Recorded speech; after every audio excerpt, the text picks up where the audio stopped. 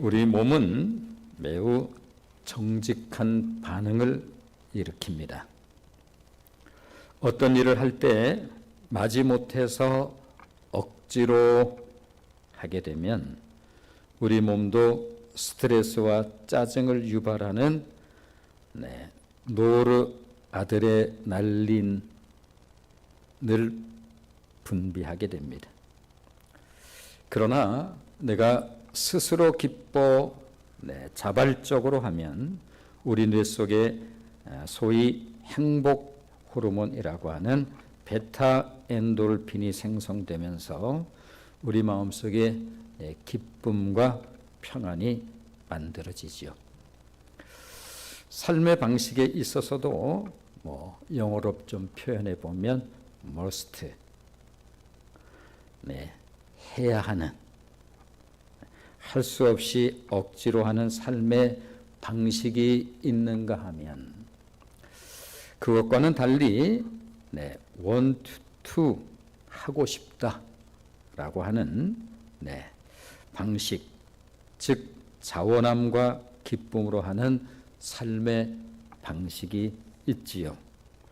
바울은 신앙에 있어서도 이와 같이 두 가지 방식이 있다는 사실을 우리에게 들려주는데, 그 하나가 율법 아래에서의 삶, 그리고 또 다른 하나는 은혜 아래의 삶, 이 두 가지 방식에 대해서 들려줍니다. 오늘 우리에게 들려주겠죠.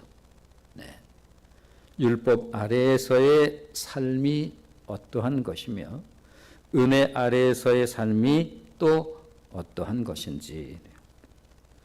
율법의 방식은 노력과 의무감으로 하는 것으로 신앙생활도 이와 같은 방식으로 하게 될 때 영적인 번아웃이 쉽게 오겠죠.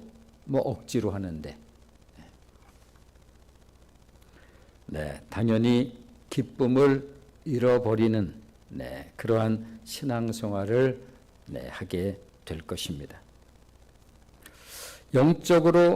영적인 노르아드레날린이 분비되기 때문이라고 그렇게 표현해 볼 수 있겠죠.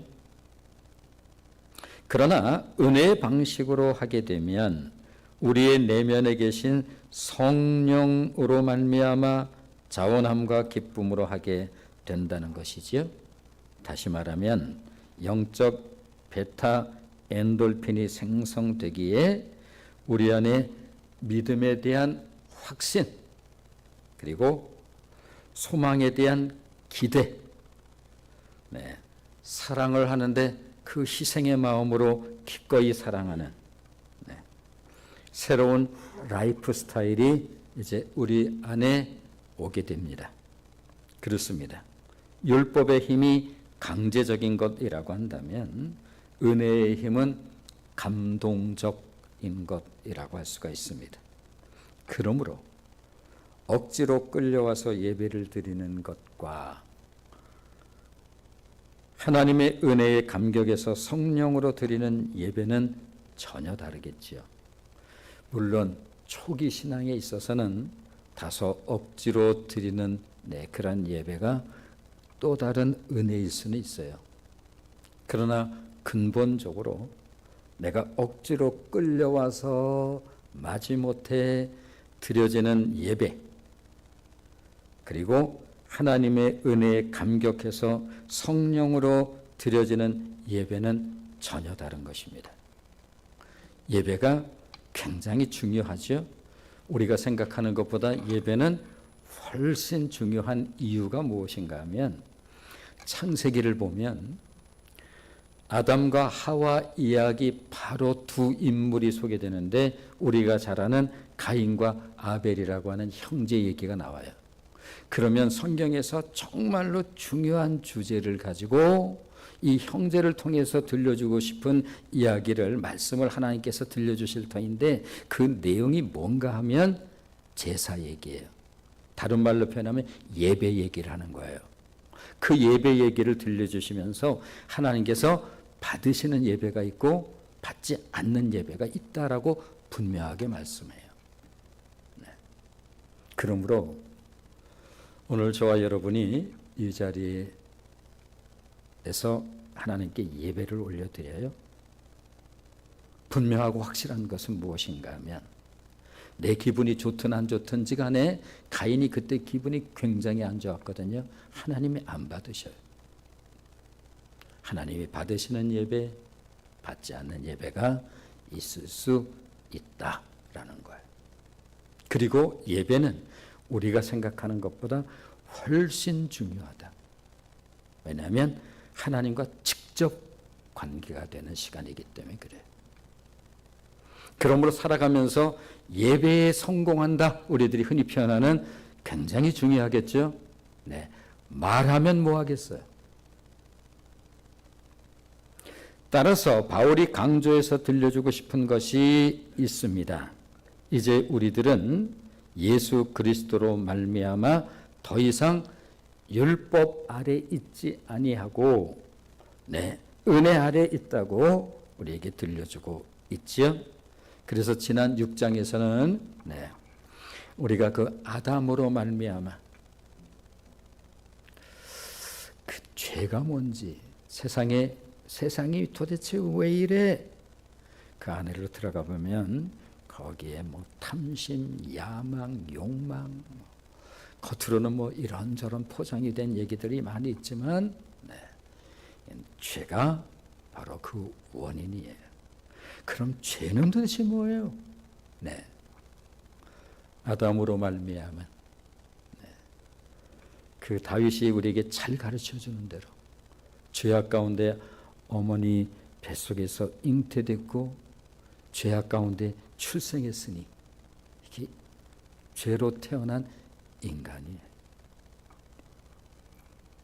그래서 아담으로 말미암아 죄 가운데 태어난 우리들은 예수 그리스도로 말미암아 죄에 대하여 죽었다라고 6장에서 그렇게 들려주죠. 그러므로 이제는 죄를 따르지 말고 우리의 몸을 의의 병기인 바로 의의 병기가 되어 하나님께 드려야 합니다. 그리고 이제 7장 오늘 들어와서 이제 뭐라고 들려주고 있는가 하면 율법에 대해서 우리는 또한 죽었습니다. 그러므로 죄에 대해서 죽었다는 것과 율법에 대해서 죽었다라고 하는 것은 같은 의미라는 거예요. 그런데 오늘 7장에서 바울이 우리에게 들려주고 싶은 매우 중요한 주제가 있는데 그게 뭐냐면 우리가 율법 아래에서 있었던 우리가 율법 아래에서 삶이 율법에 대해서 죽었다는 게 뭔지, 그리고 이제 우리가 은혜 안에서 사는 삶이 되었다는 것이 무엇인지를 조금 구체적으로 가르쳐주고 싶은 바울의 열망을 우리는 느껴볼 수 있어요. 자, 지난주 로마서 6장 14절 지난주죠. 로마서 6장 14절 말씀 다시 한번 읽어보겠습니다. 로마서 6장 14절 같이 읽습니다. 시작. 죄가 너희를 주장하지 못하리니 이는 너희가 법 아래 있지 아니하고 은혜 아래 있습니다. 율법 아래에서 은혜 아래로 우리의 삶이 바뀌었다. 이렇게 들려줍니다. 따라서 7장에 들어서면 바울은 우리에게 우리들이 법 아래 있지 않다는 말씀의 의미가 무엇인지를 우리가 좀 정확하게 알기를 간절한 그러한 열망을 가지고 이것을 우리에게 설명해서 들려주고 있습니다. 흥미롭게도 바울은 부부 관계를 예로 들어서 이것을 우리에게 설명해 주죠. 결혼은 약속입니다. 그러기에 결혼 예식 가운데 가장 중요한 자리에 어떤 순서가 있는가 하면 혼인서약이라고 하는 게 있고 이것을 공포하는 이 순서가 가장 중앙의 자리에 들어있어요. 일부 예배 때는 우리 청년들이 많이 있기 때문에 교사로 제가 이 부분을 또 좀 강조할 수밖에 없지요. 결혼이 뭔지를 정확하게 알고 있어야 되어진다. 성경적 결혼이 도대체 뭔지 제가 알기로는 설세원 집사님 결혼할 때 아마 이제 그 두 사람이 결혼 세미나 아마 받은 것으로 몇 날. 성경적 결혼이 뭔가? 오늘 그래서 풍조 따라가는 게 아니에요. 그래서 이 부분을 제가 좀 많이 강조를 했죠. 세상 풍속을 따라가는 게 아니야. 요즘은 뭐 주례 없이 무슨 이벤트. 결혼이 그렇게 가벼워지면 헤어짐도 가볍겠지만 성경적 결혼이 무엇인지 그것을 볼 줄 알고 이 부분에 대한 확실한 의식을 가지고 있어야지. 내가 참된 크리스찬이라고 한다면 말씀드린 것처럼 결혼은 약속입니다. 그것도 하나님 앞에서의 약속이죠. 결혼의 주체자가 하나님이시기 때문에 그래서 성경을 보면 제일 먼저 아담과 하와 이야기가 결혼으로부터 시작이 되어져요. 하나님께서 아담이 독초하는 것을 보고 내 마음이 많이 좀 아쉬움이 있었어요. 갈빗대를 취해서 하와를 만들고 그녀를 아담에게로 이끌어오는 이 장면, 이렇게 창세기가 시작이 된다고요. 그때 아담이 탄성을 지르죠. 내 뼈 중에 뼈요 살 중에 살이로다. 그러므로 크리스찬들은 정말 일부 때는 우리가 교사들도 있고 그러니까 정말 제대로 똑똑해야지. 그러기에 결혼 예식 순서 가운데 혼인 서약이 가장 가운데 자리에 있고 이것을 선포하는 거예요. 만장하신 사람들 앞에 다 들으셨습니까? 이런 뜻이에요. 다시 말해서 결혼이라고 하는 것은 서로 매이게 되는 것을 말하는 거예요. 남편은 아내에게 매이고 아내는 남편에게 매이는 것입니다. 행복하고자 결혼을 했어요. 그러나 인생이 호락호락한 게 아니죠. 원치 않는 어려움의 시간들이 얼마나 우리 앞에 다가오는 것이 인생인데, 그래서 동고동락, 어려움도 함께 견디고 기쁘고 즐거운 시간도 함께 하면서 그렇게 멍애를 지는 관계가 부부관계예요. 개그우먼 김효진이라고 하는 개그우먼이 있는데 지금은 사모가 되었어요. 그런데 그분의 간증입니다. 남편이 목사가 되기 전 결혼 생활이 너무너무 힘들었어요. 속된 표현으로 이 인간과 함께 내가 살 수가 있을까 이런 생각이 들었겠죠. 더 이상은 함께 살기 힘들어서 헤어져야겠노라고 하나님께 마지막으로 기도하는 그때 하나님께서 그녀에게 불현듯 이런 마음을 주셨다는 거죠. 그런데 너 나하고 약속하지 않았니? 그러면서 혼인 서약문을 떠오르게 하셨다는 거예요.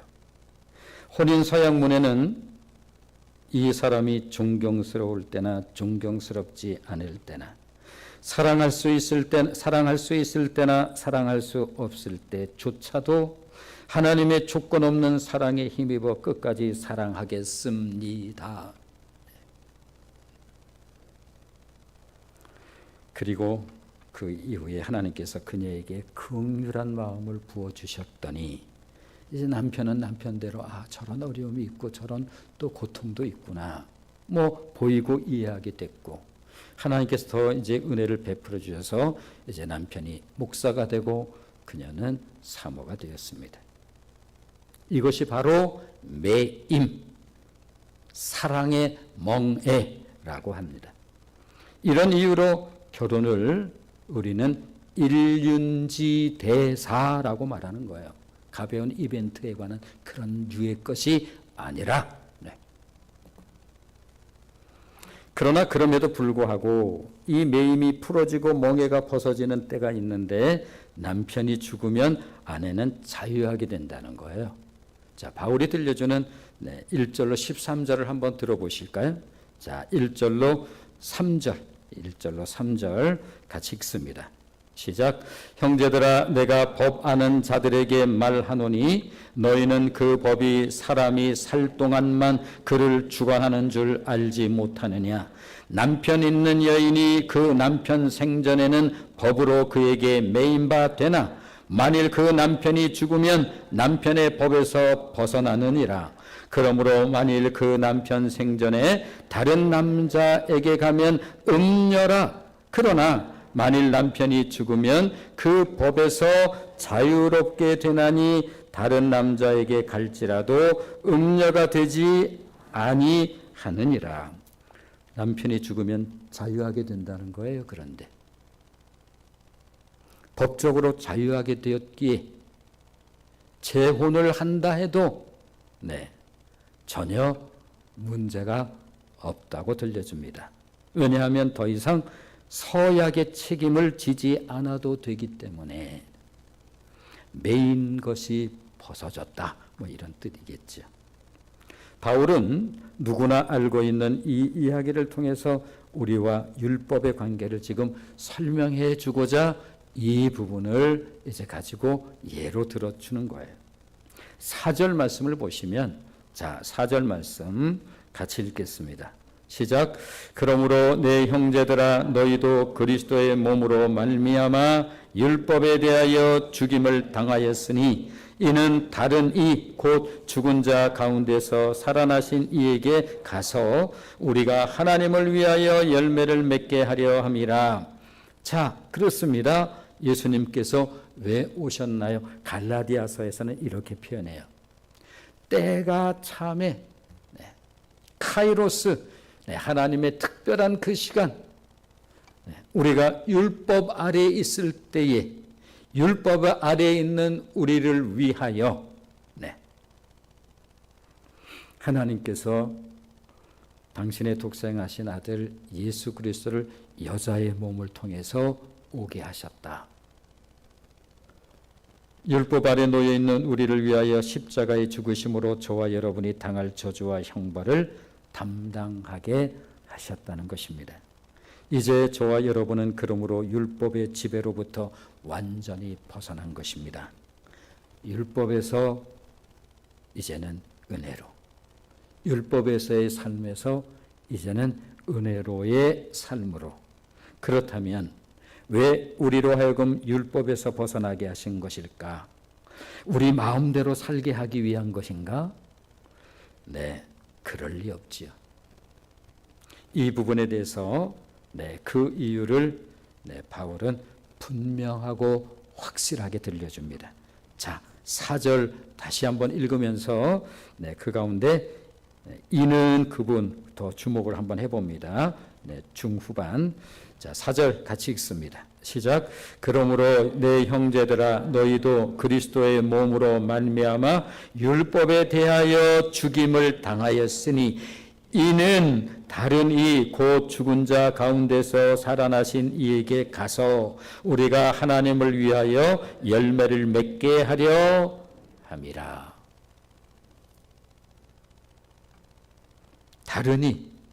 다른 이에게 가서, 이 다른 이가 어떤 사람인데요? 곧 죽은 자 가운데서 살아나신 이에게 가서. 예수 그리스도이시군요. 네, 그렇습니다. 부활하심으로 승리자가 되신 예수 그리스도에게 가기 위하여 그렇게 함으로 이제는 우리로 하여금 그리스도와 한 몸이 되게 하셨다라고 들려주는 것입니다. 정말 신앙에 있어서 매우 중요한 내용들이죠. 이게 쉽게 들어오는 그러한 부분이 아닌 부분을 지금 우리가 로마서를 통해서 주일마다 정말 빠짐없이 들으셔야 돼요. 이게 기독교예요. 우리로 하여금 마음대로 살게 하기 위함이 아니라 하나님을 위하여 열매를 맺게 하기 위하여 예수님과 결혼하게 되었다라는 거예요. 그래서 예수님을 우리들이 흔히 신랑이다. 우리 모두가 신부인 거죠. 네. 예수님이 신랑이시다. 이런 의미예요. 그렇다면 하나님을 위하여 열매를 맺는 삶이라고 하는 게 뭔가요? 네. 이제는 삶의 동기가 이전 율법 아래서에 살았던 그러한 삶의 동기와 이제는 은혜 아래서의 삶의 동기가 전혀 달라졌다. 5절 말씀을 한번 보시면 같이 읽어보겠습니다. 시작. 우리가 육신에 있을 때에는 율법으로 말미암는 죄의 정욕이 우리 지체 중에 역사하여 우리로 사망을 위하여 열매를 맺게 하였더니, 바울은 율법 아래 있을 때는 율법 아래 있을 때를 육신에 있을 때라고 말을 해요. 그렇다면 육신이 뭐죠? 뭘 육신이라고 하는 건가요? 네, 간단하게 육신은 이런 뜻입니다. 예수 그리스도를 만나기 전 우리 속에 있었던 부패한 본성, 부패한 속성, 이것을 일컬어서 육신이라고 그러는 거예요. 그렇다면 육신의 특징은 뭐지요? 자기를 높이려는 특성을 가지고 있어요. 믿지 않는 사람들에게도 도덕적 열망이 있나요? 있잖아요. 믿지 않는 사람들에게도. 그렇게 살면 안 되지. 있어요. 우리에게만 있는 게 아니에요. 선한 삶을 살고자 하는 욕망도 있습니다. 그래서 돈 많이 벌어서 좀 어려운 사람들 좀 도와주고 살려고요. 다 이런 거예요. 이런 게 다 거기 그런 부류에 속해요. 그래서 믿지 않는 사람들에게도 선한 삶을 살고자 하는 욕망이 있어요. 그럼에도 육신이 가지고 있는 깊은 동기를 보면 자신이 꽤 괜찮은 사람이라는 사실을 드러내고 싶은 욕망이 자리하고 있는 것을 보게 되는 거예요. 이것이 바로 육신적 동기예요. 우리가 구원받을 때에 행위로도 안 된다. 착한 행실 그것 가지고 안 된다고 말하면 조금 우리 마음에 살짝 좀 그런 마음이 들 수 있죠. 이게 자기의라는 거예요. 그래서 하나님의 의와 전혀 달라요. 이것이 정말 발달했던 사람이 성경에 나오는 부류 가운데 소위 바리새인과 같은 그런 유형이에요. 그래서 언제나 자고의식이 은근히 속에 들어있어요. 은근히 들어있는 거예요. 날 뭘로 보는 거야? 이런 거.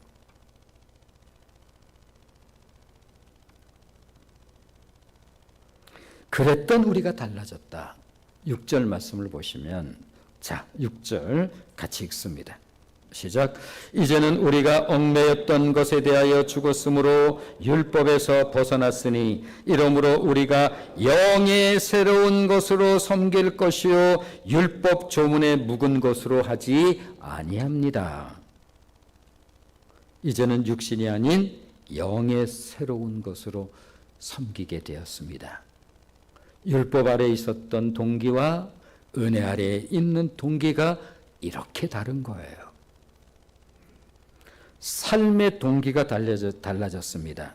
나를 드러내고 높였던 동기에서 그리스도를 높이고 드러내는 동기로 달라진 것입니다. 내가 원하는 한 가지 주님의 기쁨이 되는 것, 이런 고백으로 내가 원하는 한 가지 주님의 기쁨이 되는 것. 달라졌죠. 엄청나게 달라진 거예요. 그렇습니다. 우리들은 나의 동기에서 그리스도의 동기로 바뀐 사람들이어야 한다라고 바울이 들려주는 거예요. 또한 그리스도 안에 있는 사람들은 삶의 욕구가 달라졌어요. 그렇다면 우리들이 율법 아래 있을 때는 어떤 욕구가 우리를 지배했을까요? 모르는 바는 아니고 느껴지는 것은 있지만 좀 구체적으로 5절 말씀을 다시 한번 읽어보시면, 자, 5절 같이 읽겠습니다. 시작. 우리가 육신에 있을 때에는 율법으로 말미암는 죄의 정욕이 우리 지체 중에 역사하여 우리로 사망을 위하여 열매를 맺게 하였더니 죄의 삭은 사망이라. 종래는 그 인생의 끝이 사망으로 끝이 나요. 이게 신앙생활하는 소위 복음에 있어서 굉장히 중요한 부분이에요. 이게 율법 아래에 있는 모든 인생들의 문제이기에 때가 참에 하나님께서 당신의 독생하신 아들 예수 그리스도를 여자의 몸으로 나게 하신 것은 율법 아래에 있는 우리들 때문에 그렇다라고 하는 거예요.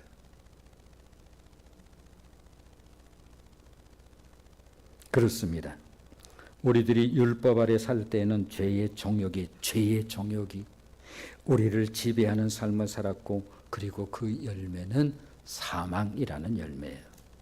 자, 그런데 여기서 한 가지 율법과 관련해서 우리들이 분명하게 이해하고 넘어가야 될 것이 있습니다. 그렇다면 율법이 참 나쁜 거군요.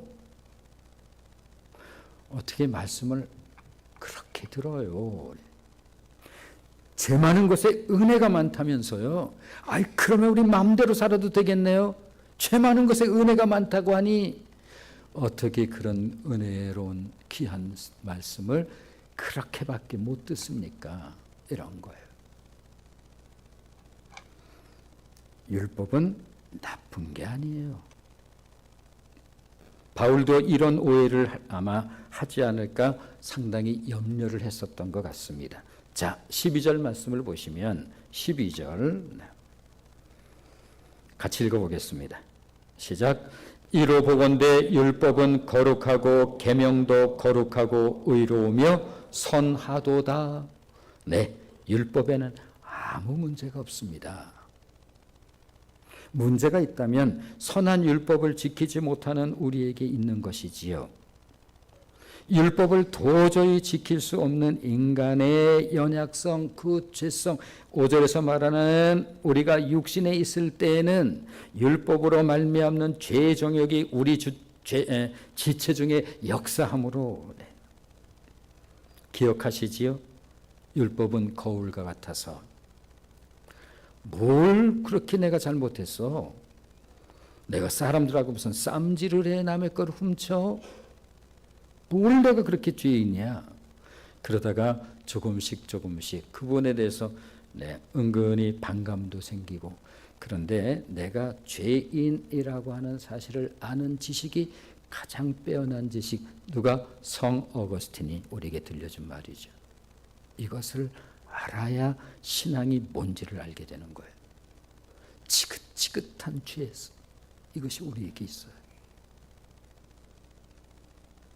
그저 겉으로 많이 지었다고 그런 문제가 아니라 본성으로 우린 이게 들어있어요. 아주 지긋지긋하게 있는 거죠, 이게. 세상은 왜 이래? 세상은 그런 거예요.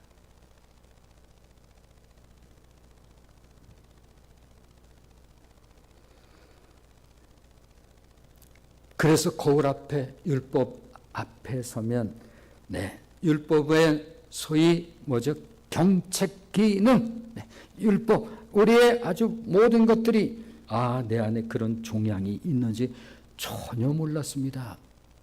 MRI를 통해서 좀 많이 심각합니다. 거울은 우리를 그대로 드러냈는데 차마 말할 수 없는 이 죄악의 본성이 우리에게, 모든 인간에게 있는 거예요. 이것이 바로 우리가 지난주 오랜 동안 태신자를 마음에 품고 새생명 축제를 하는 이유였던 거예요. 그들은 모두 주가 필요해 깨지고 상한 마음 주가 여시네.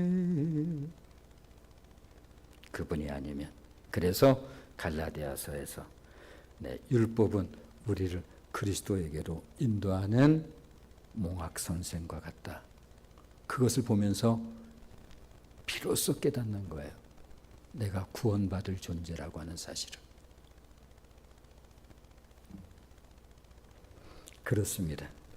율법은 본디 거룩한 것이기에 우리에게 거룩하라 하고, 율법은 본디 의로운 것이기에 우리에게 의로우라 하지만, 율법은 본디 선한 것이기에 우리에게 선하라고 하지만, 우리들은 부패한 본성, 육신을 가지고 살기에 율법을 지킬 수가 없었던 거예요. 바리새인들이 그렇게 책망을 받은 이유는 마치 그것을 지킨 양, 속에 이거 고스란히 가지고 있는데 포장에 능해졌던 거죠. 소위 종교적 포장. 이거 굉장히 나쁜 거예요.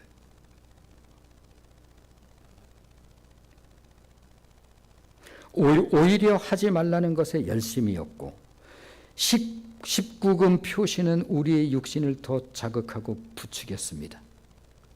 그래서 몰래 숨어서, 알아요 본인이, 몰랐어요 그렇지만 다 알아요.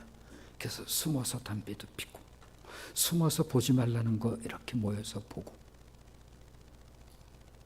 우리의 육신을 그게 더 자극하기 때문에.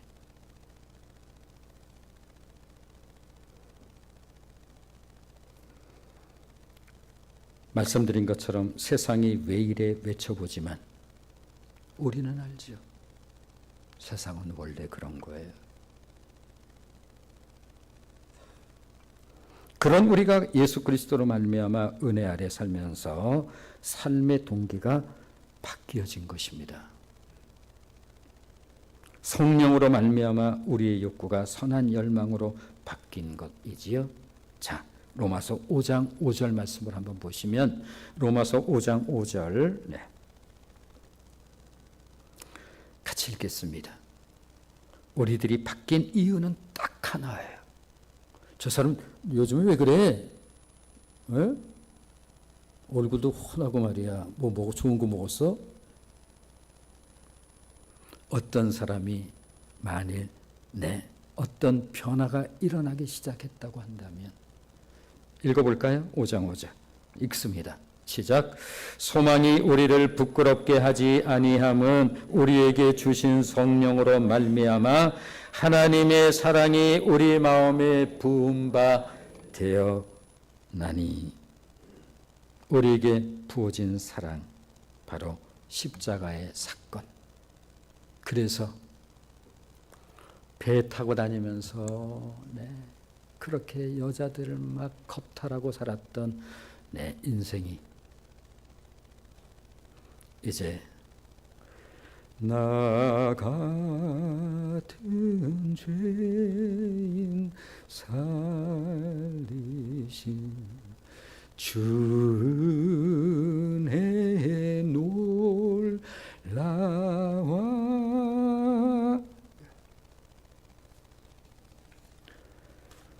로마서 5장 8절 말씀을 보시면, 로마서 5장 8절 같이 읽습니다. 시작. 우리가 아직 죄인 되었을 때에 그리스도께서 우리를 위하여 죽으심으로 하나님께서 우리에 대한 자기의 사랑을 확증하셨느니라. 애매한 사랑이 아니라 처절하게 죽습니다.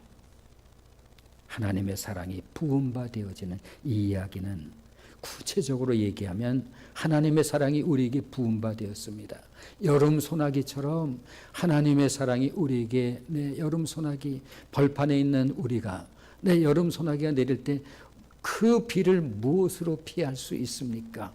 샤워, 엄청난 은혜가 이것을 불가항력적 은혜, 우리가 거부할 수 없는 은혜가 우리 가운데 부어진 것입니다. 그 사랑의 실체가 하나님이신 그분이 인간, 때가 참에 여자의 몸으로, 인간의 몸으로 우리와 같은 살과 피를 가지고 이 땅에 오셔서 죄 없으신 그분이 십자가에 달려 처참하게 죽는 그 모습이 우리의 모습. 그러므로 아담 가운데 한 사람 가운데 대표성을 가지고 그 아담의 죄가, 아담이 누군지 얼굴도 본 적 없는 그 죄가 우리 가운데, 우리의 아이가 태어났는데 그 가운데, 또 그 아이가 태어날 때 또 그 가운데 자라면서 누가 아무도 가르쳐 주지 않은 거짓말을 하고 이상한 행동을 하기 시작합니다. 누가 죄인이 아니라고 말할 수 있을 것인가?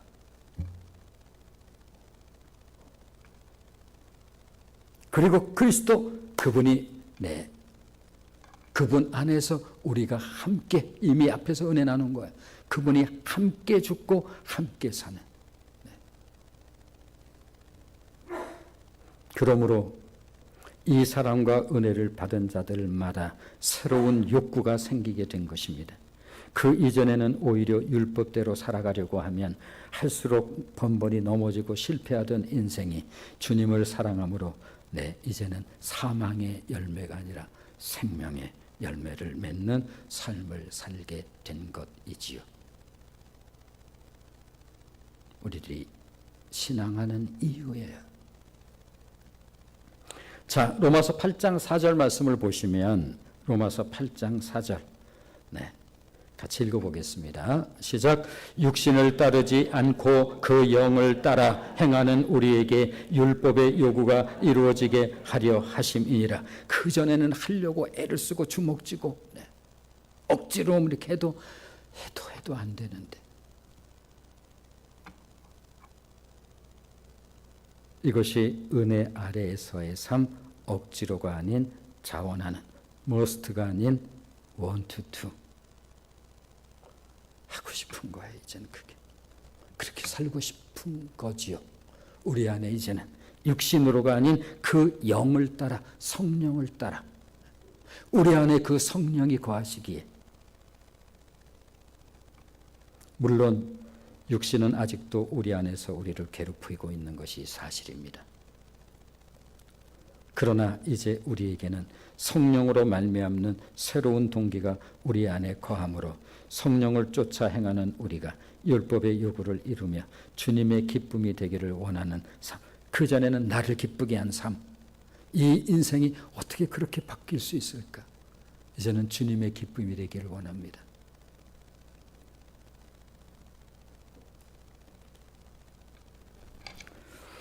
언제부터인가 나는 여전히 부족한 것 같은데 주위 사람들이 나의 변화를 먼저 눈치채기 시작하지요.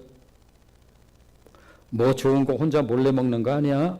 얼굴이 광이 나는데, 속된 편으로 서로 그냥 우스갯소리로 하는 그러한 이야기죠.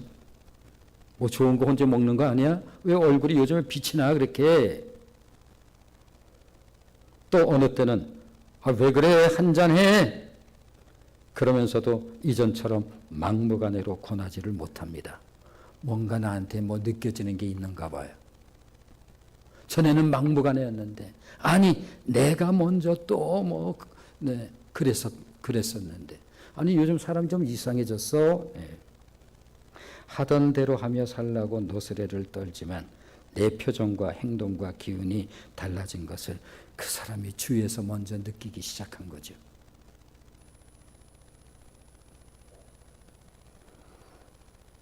아까 찬양한 내 영혼은 안전합니다. 요 가사예요. 나 비록 넘어지며 흔들리지만 주 내 안에 거하며 나를 붙드시니, 주 내 안에 거하며 성령으로 거하며 그분께서 항상 나를 붙드시니 내 생각을 주께 돌리고 주시는 평강의 옷을 입습니다. 갈라디아서에서 이렇게 들려주는 거예요.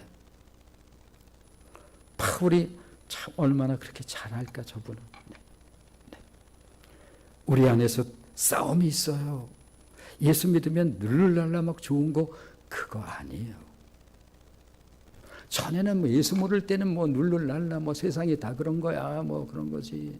인생 뭐 있어 뭐 이러면서 나도 그렇게 살았는데 그런 내가 언제부턴가 달라졌죠.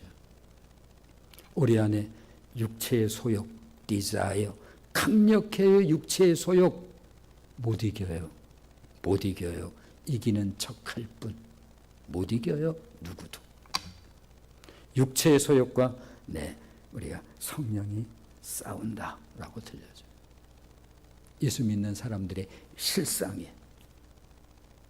그래서 아까 이 가사에 나 비록 넘어지며 흔들리지만 왜 이래 이 사람? 하던 대로 해. 하이 한잔해 한잔해. 나 그렇게 술 먹이던 이 친구가 지금 왜 이러는 거야? 그러면서도 뭔가 달라진 느낌을 받는 거죠. 그 어느 때는 또 그 뭐 때문에 또 살짝 또 술 마시고 조금 그러나 옛날처럼 뭐 그렇게 허우적거리지를 못해요. 내 안에 성령께서 계셔서 불편해 이제는 그게.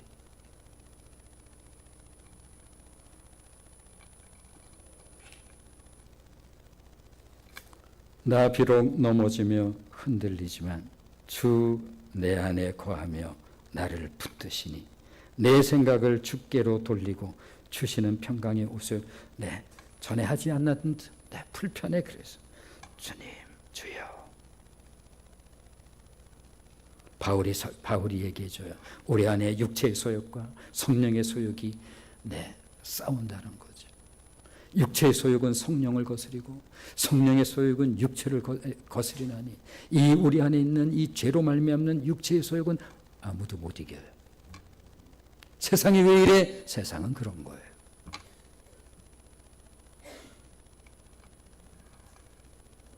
그러면서 바울이 이렇게 들려주죠.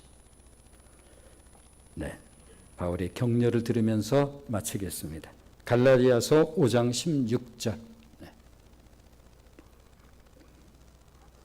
같이 읽습니다. 시작. 내가 이르노니 너희는 성령을 따라 행하라. 그리하면 육체의 욕심을 이루지 아니하리라. 은혜 아래서의 삶, 이 삶의 그 아름다움이 날마다 그리스도 예수 우리 주의 성령으로 말미암아 우리 삶 속에 날마다 아름다운 삶으로 평강의 삶으로 이어지는 은혜의 역사 있기를 주의 이름으로 축원을 드립니다. 아멘. 기도하겠습니다.